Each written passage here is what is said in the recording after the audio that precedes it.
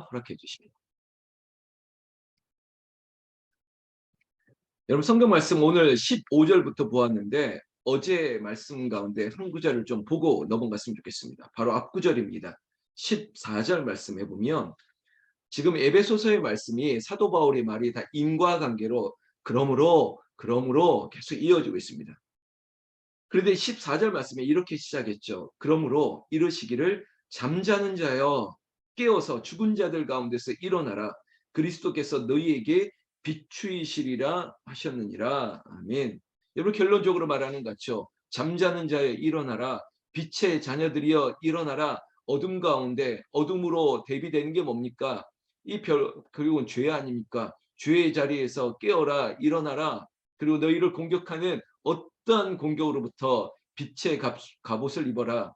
앞으로 우리가 보다 보면요. 전신갑주에 대한 이야기도 나오겠지만 너희들이 빛의 자녀다. 빛의 갑옷을 입고 빛의 자녀답게 행하라.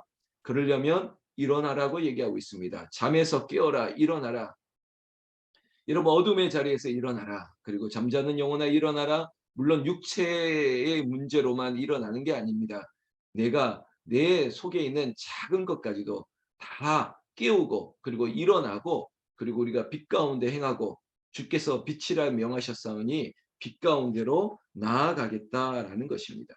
왜냐하면 예수님께서 너에게 비추이시리라 하셨느니라. 내가 빛이야. 너에게 빛이 임했어. 그리고 너로 말미암아 그 빛을 누군가에게 발광체라 그러죠.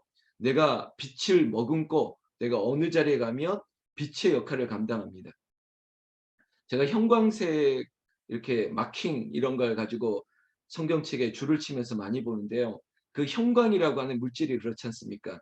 그 형광은 그냥 빛 가운데 있으면 잘 존재감이 드러나지 않을 때도 있습니다. 그러나 그 형광이 빛을 머금고 있다가 어둠 가운데 가면 그 형광의 물질은 말 그대로 존재를 발휘하는 겁니다. 존재감이 드러나는 거죠. 말 그대로 형광을 빛을 발하게 된다는 것이죠. 우리가 빛의 자녀면 우리의 존재감은 어디에서 나타나느냐? 세상 가운데 나타납니다. 세상은 뭐라 할지라도 빛의 자녀는 빛의 자녀답게 살겠다라는 것이죠.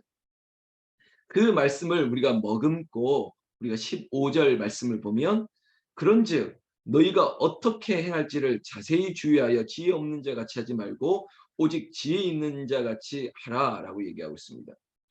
어떻게 행할지 이거 아닙니까? 빛의 자녀답게 그리고 빛의 자녀로 이 어둠 가운데 세상 가운데 나아가라.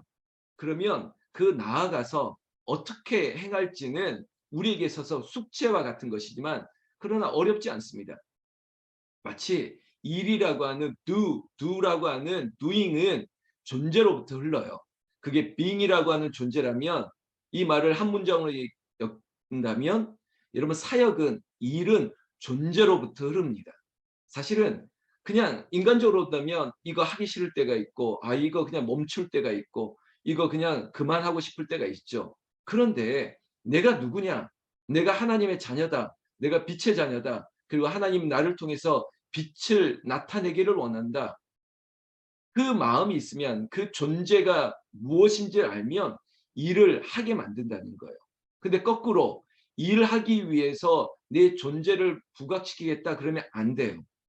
그냥 오로지 존재로부터 흘러가는 거예요. 내가 하나님의 자녀지. 그래 하나님의 영광을 위해 지음받은 사람이지. 하나님이 빛으로 오셔서 나에게 오셨지. 그럼 나도 빛의 자녀답게 행해야지. 이게 자연스럽게 흘러간다는 것이죠.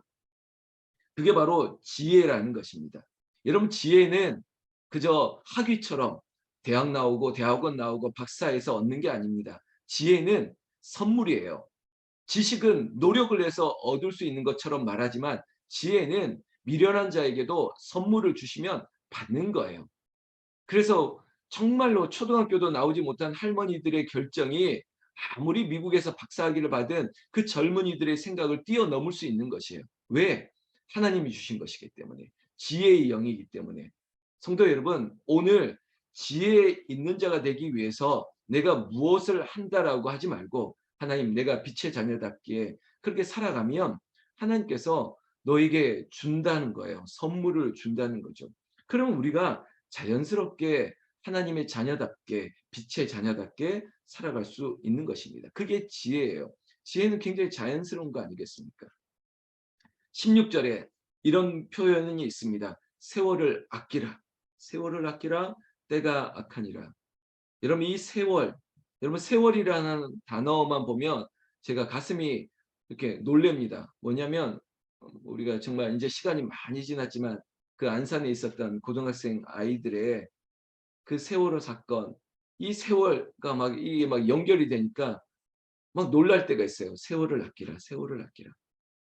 그렇지만 이 세월이 그저 우리가 알고 있는 제가 말했던 이 안산고에 있는 아이들뿐만 아니라 그리고 우리 알고 있는 뭐 시간의 흐름 그것만을 얘기하지 않습니다.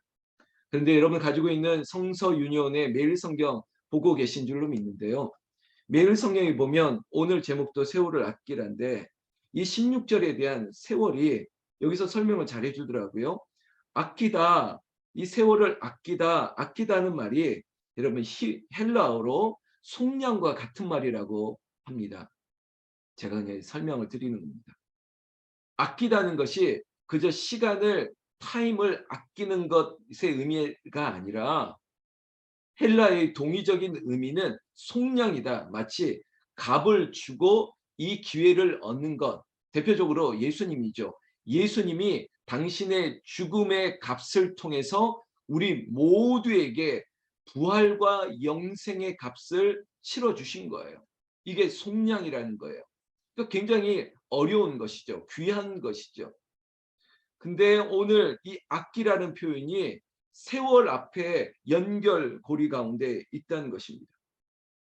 근데 이 아껴야 될 이유가 때가 악하기 때문인데 여러분 때가 악하다, 시간, 이 세상에 있는 모든 것들이 죄라고 연결된다면 죄를 이길 수 있는 것들은 그리고 이것을 속량할 수 있는 세월을 주관하시는 분은 누구냐? 바로 우리 주 예수 그리스도라는 것입니다. 예수 그리스도께서 우리를 위하여 속량하실 것이다. 세월을 아끼라. 그러면 우리의 시간을 누구에게 드려야 될까? 결국은 예수님 앞에 드리는 거예요. 예수가 먼저야. 내 시간 그리고 내 생각보다 예수가 먼저야. 세월을 아끼라. 예수가 나를 위해서 속량하셨어. 이 말씀, 이 은혜를 알게 되면 우리의 시간을 소중하게 여긴다는 것입니다. 17절. So 그러므로 어리석은 자가 되지 말고 오직 주의 뜻이 무엇인가 이해하라. 여러분 어리석다는 말을 그저 부정적으로만 듣지 마십시오. 어리석은 자라는 것은 앞서 말했던 예수 그리스도의 속량의 은혜 그리고 예수가 빛으로 우리에게 오셨던 그 은혜를 기억하지 못하는 것이에요. 부모의 사랑을 알지 못하는 자가 어리석은 것이지 못 배워서 어리석은 게 아니라는 거죠. 오늘 우리에게도 세월을 아끼라 우리를 위하여 목숨으로 생명으로 속량하셨던 그 주님을 귀하게 여기자라는 것입니다. 그렇게 된다면 오늘 17절 후반절에 뭐가 주의 뜻인지 주의 뜻이 무엇인지를 알게 됐다는 것입니다. 그래 하나님 뜻이 여기 있군요. 나에게도 이런 마음이 있으시군요. 나를 통해서 하나님 뜻을 이루어시려고 하고 있군요. 그 마음을 알게 된다는 것이죠. 18절 술 취하지 말라. 제가 어제 로마서 13장의 구절을 소개했죠. 어거스틴이 정말 술 취하고 방랑하고 마약에 취하고 마니교에 빠지고 그리고 난잡한 여자로 인해서 뭐 이런 엄청난 죄 가운데 있는 이 남자 어거스틴이 어느 날 책을 열어 읽었더니 성경책이었는데 성경책의 그 말씀 중에도 로마서 13장 11절 이하에 방탕하지 말라. 낮의 자녀처럼 행하라. 이런 구절을 보면서 완전히 회심하게 됐다는 그런 이야기가 있습니다. 어머니의 기도가 있었기 때문이기도 하겠지만 하나님 뜻이죠. 이 모든 것들이. 그런데 오늘 우리에게 술 취하지 말라가 우리에게 대표적으로 세상 가운데 때가 악하니까 본받지 말라고 하는 첫 번째 이야기입니다. 술 취하지 말라. 우리 교회 다니는 성도님들 중에서 이 구절 때문에 뭐 성경에도 술 먹지 말라는 말은 없었잖아. 그냥 술 취하지 말라고 했으니까 내가 주량이 좋으니까 나는 3병까지는 까니까 나는 술 먹어도 괜찮아. 이렇게 말씀하면 이게 바로 어리석은 자죠. 그거 아니잖아요. 하나님을 기쁘시게 하는 자가 돼야지 그저 하나님 앞에 영광을 돌리기 위해서 내 몸을 관리하는 것도 성전이라면 내 몸에 주님이 기뻐하시지 않는 것들을 받아들이지 않겠다라는 마음으로 내가 술도 끊고 담배도 끊은 것이지 술 취하지 않을 정도만 그냥 먹어야겠다 이런 마음은 이게 어리석은 거죠. 성경 말씀 계속 보십시오. 이는 방탕한 것이니 오직 성령으로 충만함을 받으라. 여러분 성경 그저 술 취하지 말라가 그저 제가 단편적으로 얘기했지만 당시 에베소 도시 안에 있었던 그 제가 얘기했죠. 아데미 신전이라고 지중해가 바라보는 저 절벽 끝에 가장 뷰가 좋은 곳에 아름다운 신전을 차려놓고 거기에 아데미 그 상을 세워놓고 그리고 거기서 시종드는 남자 여자들 거기서 그들과 함께 집단적인 쾌락을 포도주를 실컷 술 먹고 거기서 환각 상태에 빠져서 집단 그룹 섹스를 하고 막 이런 일들이 버젓이 거행되었습니다. 여기에 얼마나 사람들이 현혹됐겠습니까? 정말 공식적으로 합당하게 이거 종교적인 행위야라고 하는 것처럼 거기서 이상한 일들이 이루어지고 있으니 그래서 사도 바울이 술 취하지 말아라. 방탕한 것이다. 이걸 그 아데미 신전에 빠졌던 사람들과도 겹쳐서 얘기한다는 것이죠. 그러면 우리는 뭐냐? 우리가 찬송가 191장도 불렸지만 내가 매일 기쁘게 순례의 길 행함은 성령 충만 받자는 것입니다. 성령이 계시네. 성령으로 충만함을 받아야지 빛의 자녀의 발광체를 계속 발할 수 있는 것입니다. 여러분 성령 충만 받는 방법이 뭘까요? 라고 묻는다면 오늘 사도 바울이 우리에게 설명해 주고 있죠. 시와 찬송과 신령한 노래들로 서로 화답하며 여러분 성령 충만 받기 위해서 가장 좋은 것 중에 하나가 찬송을 많이 부르는 것입니다. 기도원 가보십시오. 기도원의 앞부분 모든 게 찬송 아닙니까? 우리 교회도 금요 찬양 기도에 일부러 찬양을 붙인 것도 찬양 많이 해야 됩니다. 기도가 안 될 때는 그냥 찬양하는 거예요. 저도 기도가 안 될 때가 있고 마음이 불편할 때가 있습니다. 그럴 때 제가 하는 방법 제가 한번 얘기했죠. 제가 한탄강을 막 뭐 정말 20 몇 킬로를 걷고 막 제 몸을 혹사하고 뭐 춘천까지 자전거를 타고 그럴 때 아유 목사가 놀러 가나 그러는데 아니요. 제가 좀 어떤 생각이 깊을 때는 좀 몸을 좀 혹사를 하는데 어제는 새벽 기도 끝나자마자 어디를 갔냐면 제가 강화로 달려갔습니다. 강화로 달려가서 만이산을 올라갔습니다. 만이산에 1, 2, 3, 4 코스가 있는데 1코스가 계단으로 올라가는 것입니다. 계단으로. 뭐 자기들은 천사 계단이라 그러는데 계단이 1000사 이상 된다는데 뭐 그걸 어떻게 세보겠습니까? 그냥 꾸역꾸역 올라가는 거죠. 꾸역꾸역 올라갔습니다. 그 만이산 제가 당군을 섬기는 분도 아닌데 침성단을 가려고 하는 게 아니라 그냥 머리를 좀 식힐 겸 해서 올라갔는데 거기에 가면 꼭대기 올라갈 쯤 보면 뭐가 있냐면 기도원이 하나 있습니다. 기도원 이름이 마리 기도원입니다. 만이산이잖아요. 근데 만이산이 아니라 만이산의 옛날 이름이 마리산이래요. 근데 그 마리산에 이 100주년을 기념하는 기도원이 있습니다. 근데 그 기도원의 설립이 어떻게 시작되었냐면 그 강화에 있는 한 의사분이 정말로 조국을 위해서 그리고 이 나라를 위해서 그 당군을 섬기는 그런 우상 아닙니까? 우상이 섬기는 이 산에 그 산자락에 아니야. 이 나라는 당군이 보호하는 나라가 아니라 하나님이 보호하는 나라가 돼야지라고 그 의사 한 분의 정말 전적인 헌신으로 이 기도원을 세웠던 기도원이 마리 기도원이라고 있습니다. 그 기도원을 밟고 또 마음으로 기도하고 그리고 정상에 올라가서 기도하고 좀 훌훌 털고 그래 아유 이런 생각도 저런 생각도 좀 털자 그리고 앞으로 우리가 중요한 일이 있지 않습니까? 이런 거 하나님 계획을 하게 해달라고 하나님 지혜를 달라니까 뭐 이렇게 생각하고 내려오는 거죠. 여러분 노는 것도 운동하는 것도 부지런해야 됩니다. 그래야지 새벽부터 가야지 사람 안 만나고 올라갔다 땀 흘리고 빨리 내려올 수 있는데 제가 올라가면서 속으로 기도도 하지만 입술로 흥얼거리는 게 찬송이에요. 뭐 죄진 맡은 우리 구주 어찌 좋은 친구인가 뭐부터 시작해서 꾸역꾸역 올라가는 겁니다. 여러분 이게 성령 충만 받는 방법이에요. 찬송하십시오. 답답하십니까? 찬송하십시오.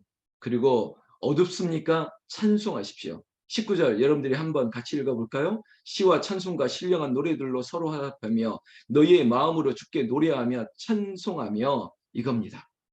그러면 시 20절에 범사에 우리 주 예수 그리스도의 이름으로 항상 아버지 하나님께 감사하며 그리스도를 경외함으로 피차 복종하라. 여러분 찬송하다 보면 감사가 듭니다. 그리고 이 찬송이 성령 충만으로 이어지다 보니까 내 생각이 아니라 주의 생각이 앞서가는 거예요. 그래, 나는 이렇게 생각하지만 주께 복종하겠다. 그래, 그리스도를 경외함으로. 그래, 예수가 먼저지. 내 자존심도 내 생각도 아니라 예수가 먼저지. 그리스도를 위해서 내가 복종해야지, 순종해야지. 그 마음이 드는 겁니다. 그냥 생각이 바뀌지 않습니다. 찬송하고 기도하고 성령 충만하고 그리스도 때문에 그래 내가 복종하고 순종하겠다 그 마음이 드는 겁니다. 제가 그래요. 제가 별로 좋은 사람이 아닙니다. 그런데 늘 성령께서 뭐 이런 일들을 통해서 마음을 붙들어 주시는 거죠. 저와 여러분들이 세월을 아끼고 그리스도에게 빛의 자녀답게 그리스도께서 나를 속량하셨으니 그 속량한 은혜로 감사하고 기뻐하시고 그리고 피차 순종하는 복종하는 저와 여러분들 되시기를 난 우리 주 예수님의 이름으로 축원합니다. 축원합니다. 기도하겠습니다.